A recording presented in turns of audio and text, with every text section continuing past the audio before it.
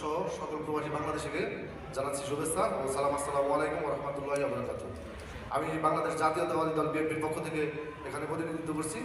আমার প্রশ্ন, লেবাননে বিগত 24 সালে আকামা করার জন্য যারা এদেশে অনিয়মিত ছিল তাদেরকে নিয়মিত করার উদ্যোগ নেওয়া হয়েছিল। ইতিপূর্বে অনেকে নিয়মিত হয়েছে, আমরা জানতে পেরেছি।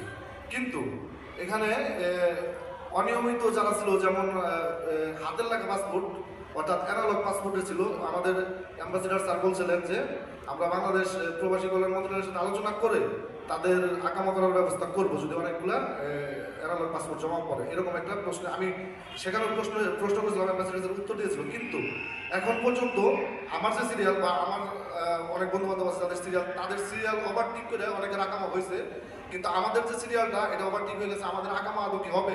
যাদের অ্যানালগ পাসপোর্টধারী যারা, তাদেরকে আসলে আকামা হবে কি হবে না, এটা আমার